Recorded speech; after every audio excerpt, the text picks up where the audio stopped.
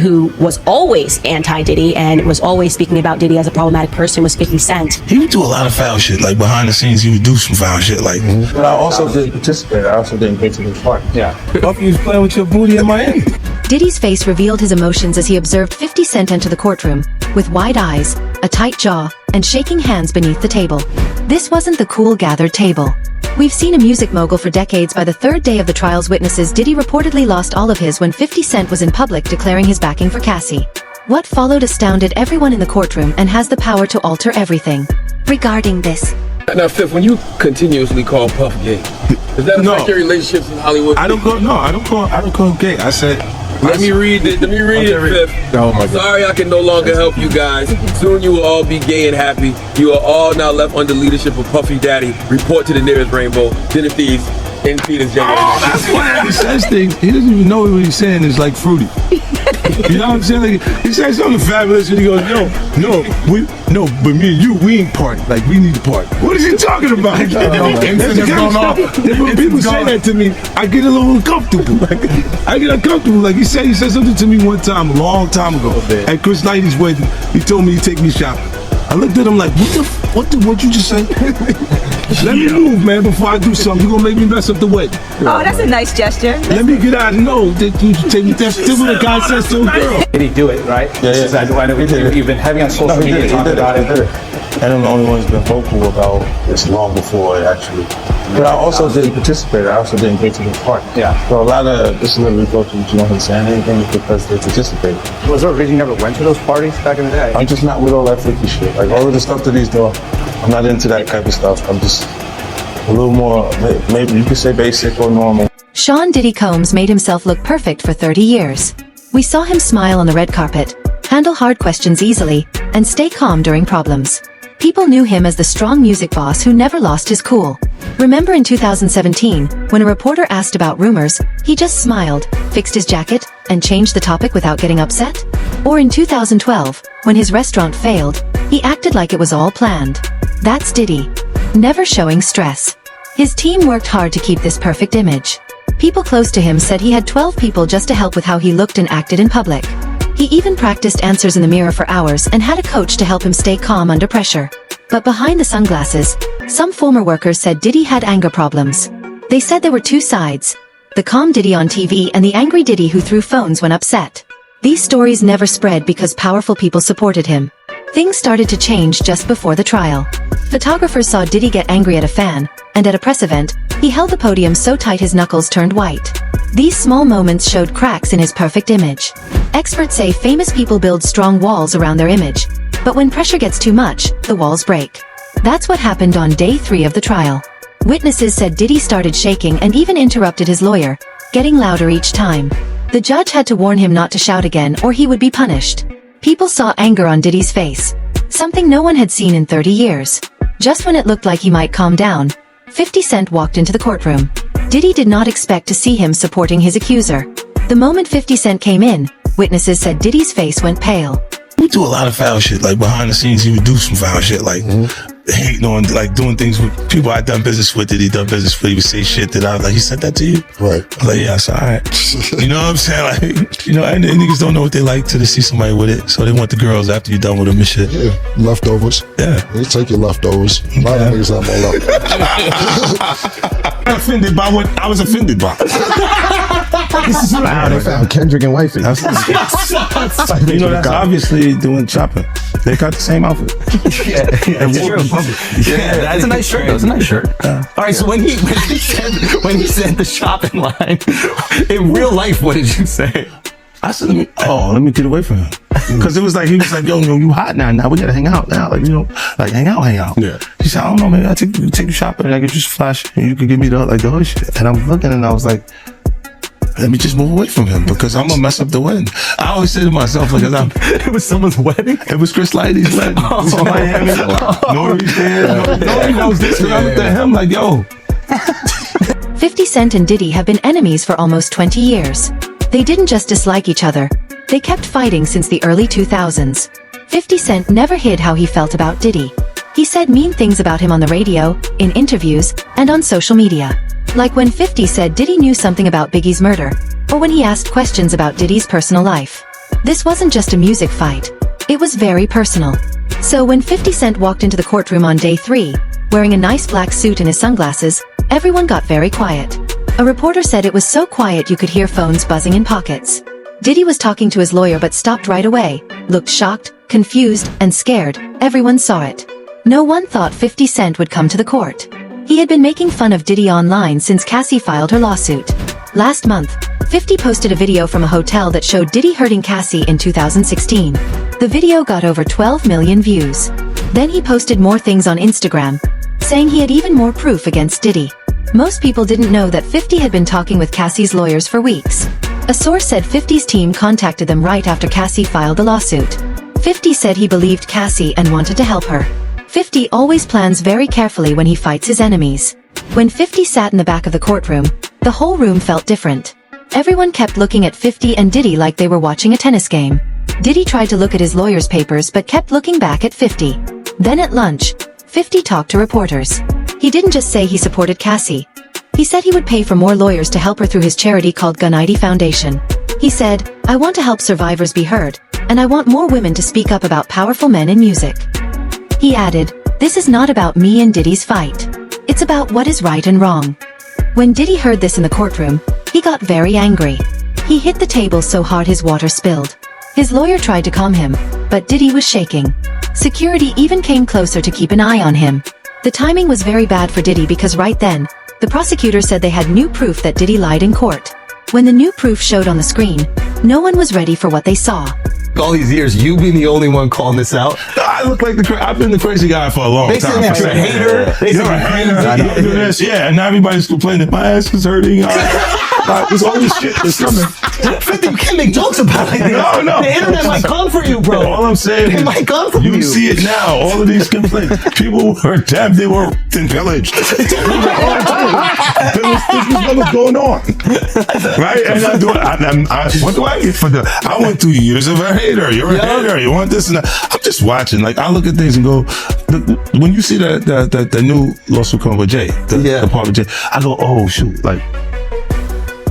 Then I think about it, I go, that had to be there. So when I was saying that he was missing, he just wasn't actively being out there because they was dealing with that. Wait, do you think there's truth to the Jay thing? There's no way. Like that, look, like if you say, I have this thing where I'm conflicted when it takes you 20 years to remember something that happened to you. Yeah. Okay. I don't know. I go also 10 years, 20 years later, that comes back, and it's like all of Puff's problems are coming from the ministers touching little boys. What you mean? The laws are the way they are because Because of the priests. the priests touching little boys. Oh. The courtroom was very tense after 50 Cent showed up unexpectedly. Everyone felt something big was about to happen. The lawyers for the other side looked confident. The main lawyer said, "Your Honor, we want to show evidence number 47B." Diddy's lawyers looked confused. One of them stood up and said, "Your Honor, we didn't get this evidence before."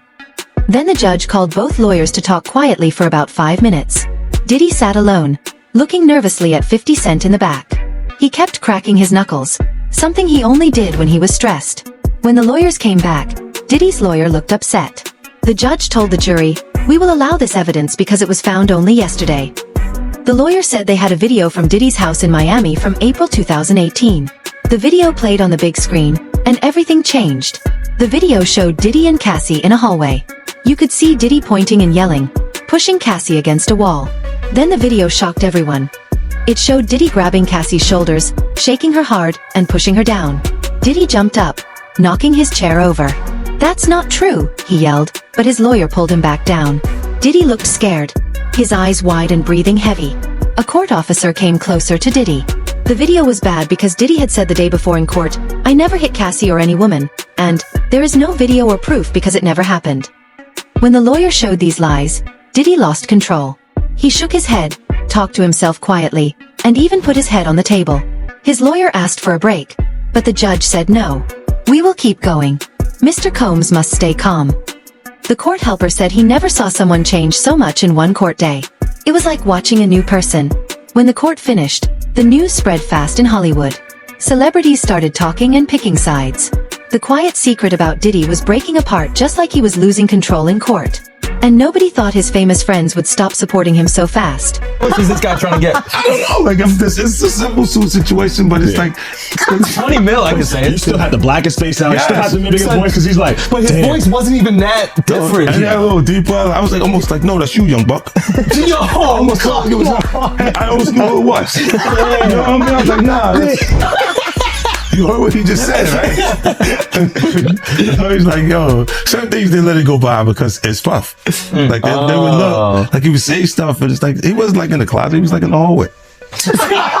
Now you see so much shit that you go, wait.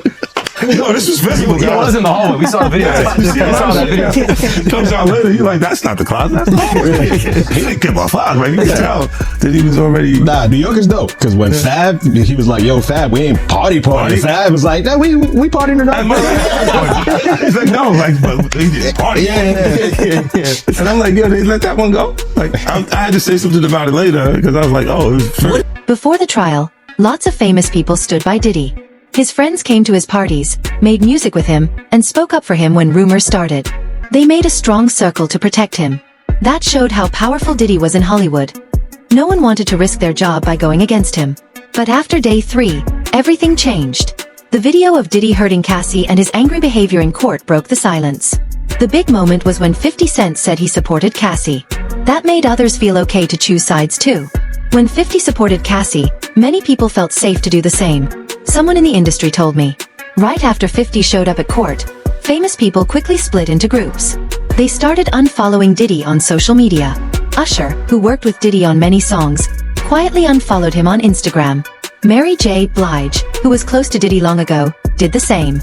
Justin Bieber, who saw Diddy as a guide, not only unfollowed him but deleted all their pictures together. This was not by accident. People were trying to stay away from him. Social media got messy fast. Celebrities started posting messages that didn't say Diddy's name but made it clear who they meant. Lizzo wrote, "Believe women." The Weeknd posted a black screen with, "Power doesn't mean truth." Even Drake, who usually avoids drama, said, "The truth always comes out." After the video leaked, some were more direct. Cardi B went live on Instagram and said, "I've seen this kind of behavior for years. We must stop protecting bad people just because they have money." She didn't say Diddy's name, but everyone knew who she meant.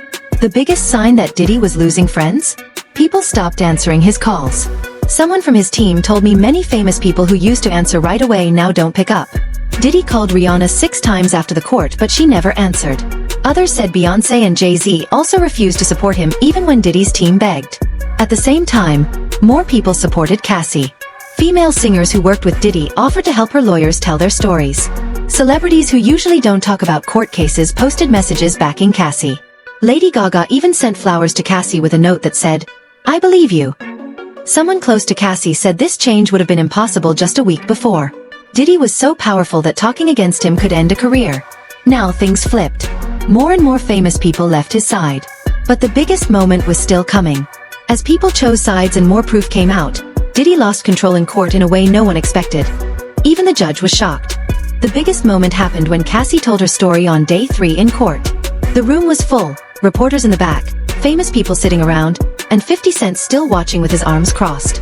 Diddy was getting more and more upset all morning. The court worker Melissa saw him whisper to his lawyers, each time louder. His leg kept moving under the table. He kept loosening and tightening his tie. Signs he was about to lose control. Cassie spoke clearly around 2:30 p.m. She looked at the jury and told them what happened in 2019. She said Diddy threatened her career when she wanted to end their relationship. "He said he made me and he could destroy me just as easily," she said. Diddy shook his head before she finished talking. His lawyer tried to calm him by putting a hand on his arm. The judge noticed too. A court reporter said the judge wrote a note to Diddy's lawyer warning about his behavior. The breaking point came when Cassie talked about a party at Diddy's house in 2018. She said he locked her in a bedroom for 2 days after he saw her talking to another music person. As she spoke, Diddy's face changed. His eyes got big, his jaw got tight, and a vein popped on his forehead. The courtroom artist showed it perfectly. Pure anger like never before. Suddenly, Diddy stood up. His lawyer tried to stop him, but it was too late. "That's all lies," Diddy shouted, pointing at Cassie. "You know what you did." The whole courtroom went quiet. Even the court reporter stopped typing for a moment. Cassie blinked but kept looking ahead, not at him. But Diddy wasn't done. He turned and shouted at 50 Cent in the back. "And you'll regret getting involved in this." Court security quickly moved near Diddy. 2 officers stood between him and Cassie. Another stood behind his chair. The judge hit her gavel 3 times and said, "Mr. Combs, control yourself in my courtroom. One more outburst and I will hold you in contempt. Security, stay where you are." Diddy's lawyer asked for a short break, but the judge said no. "Sit down. We will continue." Everyone watching was shocked.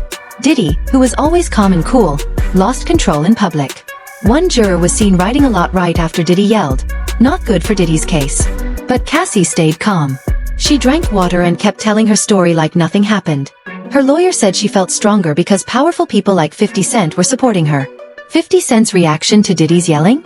A small smile and a slow nod, like saying, "I'm right where I want to be." The power had shifted, and Cassie was not done telling her story. After court ended, Diddy's lawyers met to fix their plan. Their old plan, showing Diddy as calm and kind, was broken now that he yelled in court. A legal insider said they worked all night to change their story. Now they wanted to make Diddy look like a victim. Just today, Diddy's lawyers asked the judge to stop the trial, saying 50 Cent came to court on purpose to make Diddy angry. They showed social media posts as proof that 50 was trying to hurt the trial. But the judge didn't agree. She said Diddy is responsible for how he acted. Now, Diddy's team is trying a new plan. They admit some of Cassie's claims but say others are wrong. They want people to see Diddy as passionate but misunderstood. Very different from before. Cassie's team is using Diddy's meltdown to their advantage. They asked the judge to let 3 new witnesses talk. People who didn't want to speak before but now feel safe. These witnesses include a former security guard and 2 helpers who know about Diddy's bad behavior. 50 Cent keeps pushing too. Since the court fight, he posted 7 times about the case, each more serious than before. His latest post showed a split screen of Diddy in court and the security video, saying, "Actions speak louder than lawyers." It got over 3 million likes in 6 hours. He also said he's making a new documentary called Music Industry Secrets that many think will be about Diddy. Cassie has changed a lot too. People watching court said she looked different after Diddy yelled. She sat up straighter and spoke with more confidence. Her lawyer said, she feels strong now. She's finding her voice every day. Experts say Diddy's outburst hurt his case badly. One expert said, jurors decide by what they see. They just saw him lose control. That sticks with them more than words. Another said jurors looked uncomfortable and moved away from Diddy after he yelled. Outside court, Diddy's business is also hurting. His company's stock dropped 14% after the court fight. 3 big brands stopped working with his liquor business. His talent agency is checking if they still want to represent him. Experts say he might lose up to $200 million in deals no matter what happens in court. The power has flipped completely. Diddy, once untouchable, now watches his empire fall while Cassie gets stronger every day. With 50 Cent promising more secrets, this case is about more than just one relationship. It might reveal secrets the music world hid for years. Diddy, who controlled his image and scared people for decades, now sits in court watching his world fall apart. Cassie, once scared to speak, gets stronger with new friends like 50 Cent. No one saw this coming. 50's smart move turned Diddy's easy win into a big problem that grows every day. This case is not just about Diddy anymore. It's making it okay for others to speak up about powerful music people who thought they were untouchable. The silence is breaking.